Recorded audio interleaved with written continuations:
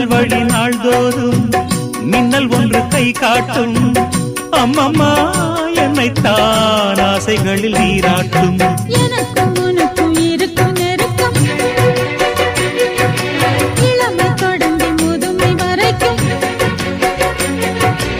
இரவும் பகலும் உறவை வளர்க்கும் இடையில் இருக்கும் தடையை தகர்க்கும்.